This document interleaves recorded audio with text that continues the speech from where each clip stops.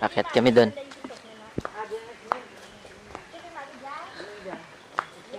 Pag may sinuwerte at makakuha kami ng buko, yan, okay. Kuha tayo, kakain tayo ng buko. Pakitin natin si Pekto. Kaso nandiyan yung nanay niya eh. Sabi daw ng kaibigan ko kapag hindi pumapayag yung nanay niya pag pinapaakyat. Tingnan natin mamaya. Sana payagan. At dito mag-uumpisa na yung pag-akyat namin. Meron kaming dadaanan ng isang kasamahan namin bago kami tuloy-tuloy na umakyat.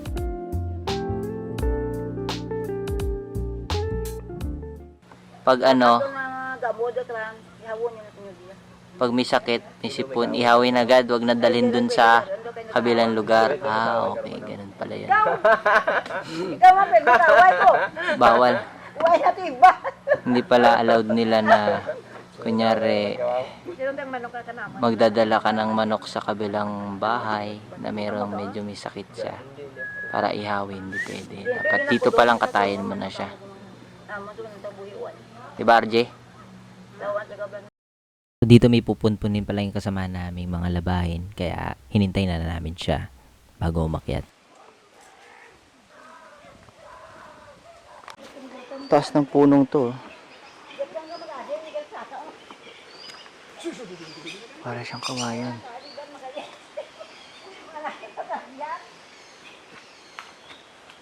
Ibang mga...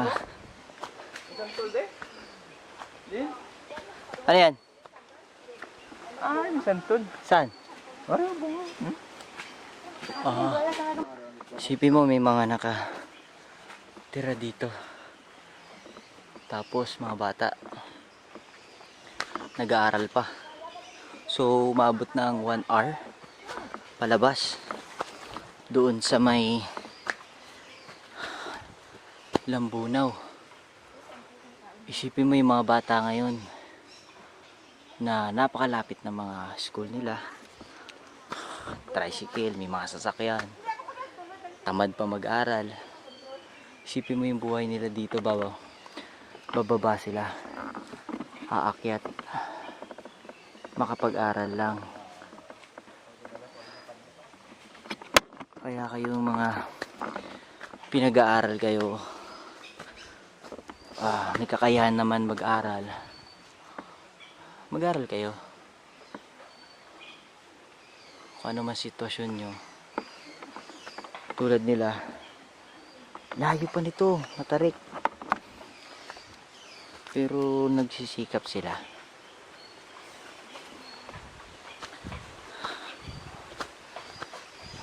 Sikap sila. Okay.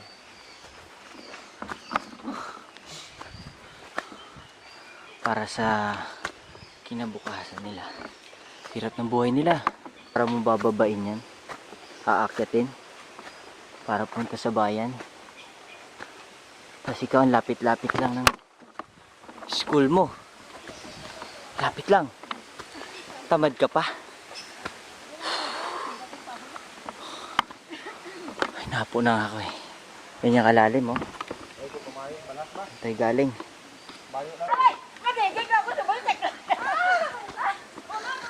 Kaya kayo mga kabataan, pinag-aaral kayo.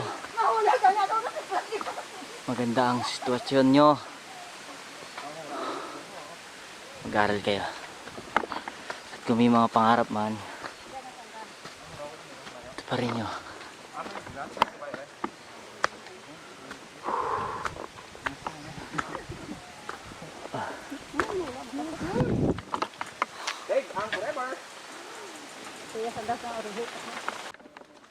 Tignan niyo yung view.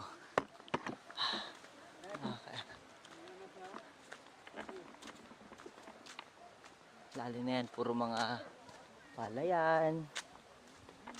Pero wala pa, ano pa yung mga tanim nila.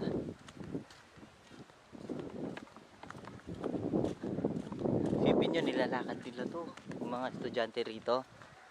Doon pa yung sa bayan, mga abot din ng... Kung wala, lalakarin mo to, ako, sobra 1 oras to. Pero mas swerte yung may mga sasakyan. Pag maghabal naman, aabot 100 pesos. Ang hirap ng ang buhay nila rito. Mahirap ang pasok ng pera dito kasi more on sa mga crops lang nila. Kaya ayan. Maulan.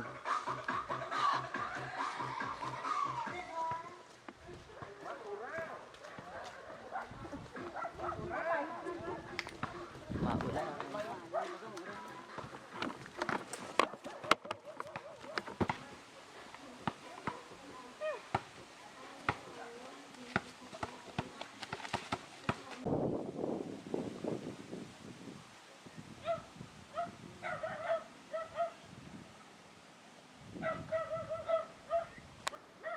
Ayun yung bahay nila. Puro tubuhan na yung sa palibot nito. Pero napaka peaceful. So dito na tayo sa location ng bahay ng kakilala natin. Tingnan nyo yung ano nila. Ito yung bahay nila. Yan, puro kawayan yan siya. Ayan, may mga sa baba niyan, mga palayan na siya. Puro green, no? Tapos may kalabaw dun. Ayun.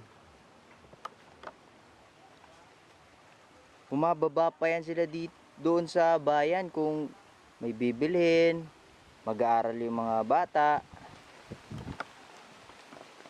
So, hindi ganun kadali ang pamumuhay nila dito. Tapos may papakita ko sa inyo na kung sa ibang bansa merong grapes or ubas na tipikal na lagi natin nakahain pag merong dyan sa may mga okasyon, dito naman sa bukid kung meron silang parang grapes na native, meron yung lumboy, yung duhat, tawag sila sa Tagalog, pero meron dito na isa, hindi ko lang alam kung anong tawag nila dito eh. Ayan. Pero ito, hilaw pa ito, hilaw pa siya. Ano kaya tawag sa inyo nito? Yan. Ginagawa namin kapag medyo maniba pa lang, pag maniba, medyo brown na siya, pinipiga-piga namin to. May mga buto-buto to eh. Masarap to. Ano kaya tawag sa inyo nito?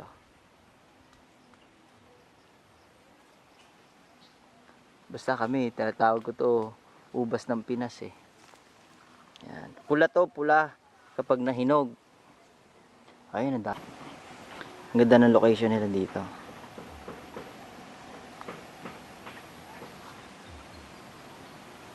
Napaka peaceful, no? Hindi ka maano sa mga pollution or ano. Yun lang ang pinakamahirap sa kanila dahil access ng kalsada, yun nga, ang pasok ng pera medyo mahirap. Pero kung ulam, mga ano, hindi sila magugutom dito kasi marami silang source of pagkain, mga prutas, gulay. Hirap lang talaga sila sa yun nga, sa pera. Siyempre wala mga racket dito. Ayan, dami bunga.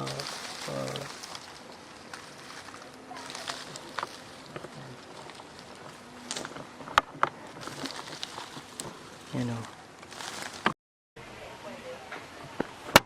Tapos meron silang sili dito na iba-ibang kulay. Dito, tingnan nyo. Oh. Violet siya. Tapos may red. Galing oh. Akala mo talong na maliliit eh. Galing, di ba?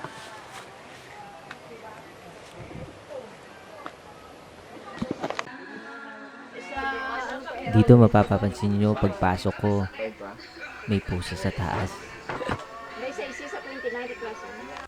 Nagkape muna kami dito.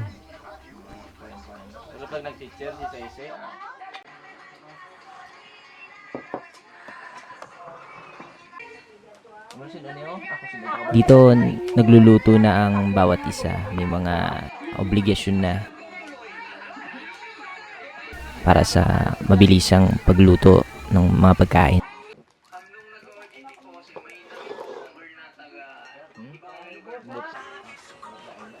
Mga artist pala mga tao dito, oh. Ha? Puro. Drawing to dalam lang ang to. So yun, habang nagkakape ako dun sa loob kanina, kausap ko yung nanay nung kakilala namin. Apat yung mga anak niya, tapos nag-aaral. Nakakalungkot lang ang kwento kasi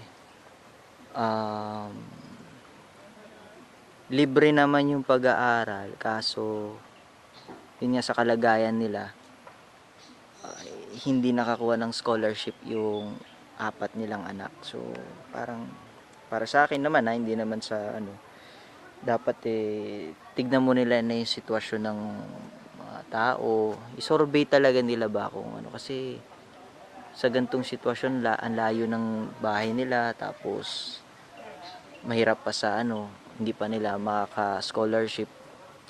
Parang napaka ano naman, sana no mayroon silang magawa yung mga ahensya ng mga para matulungan yung mga tao. Tignan niyo naman yung sitwasyon nila.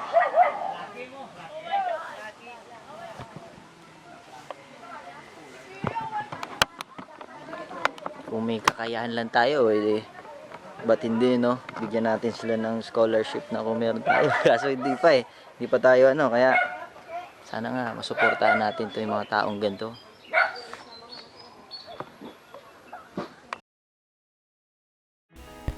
Dito nilagyan namin ng sili, malunggay, para maging masaya at masarap.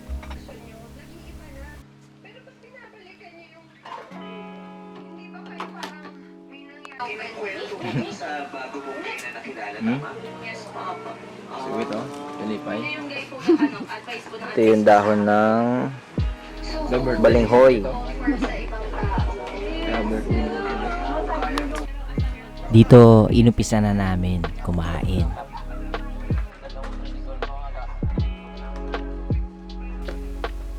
Masarap kumain pag marami kayo Mapapansin nyo dito kahit simple lang yung ulam na hinanda namin dito is noodle lang na may malunggay. Makikita mo sa mga reaction ng mga tao napakasaya sila na.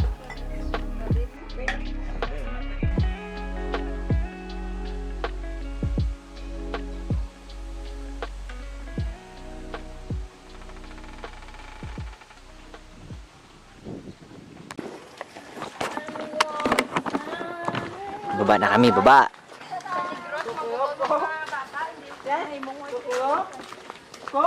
Saan tayo kikimrag na kakayaw? Saan tayo kikimrag?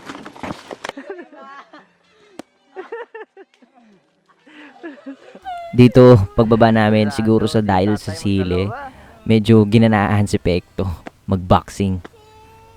Pati yung matanda, pinagtripan.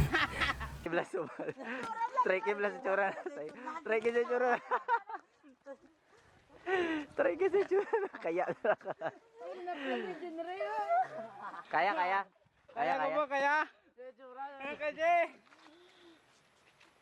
Bait. Sa glass type kayo. Pusda ka ni tatay.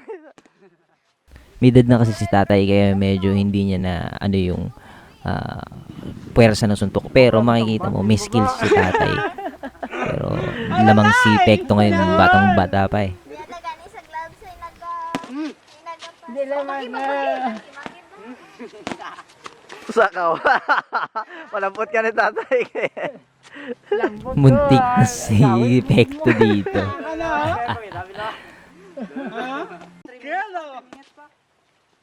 Dito medyo lugi talaga si tatay kaya may dumating at next match sila. Panoorin nyo susunod. Kalmahin!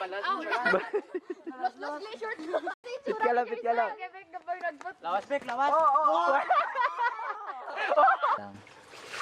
Kung gaano dinaanan natin kanina maputik. Tapos, ayan yung kukunan nila. Ligo na.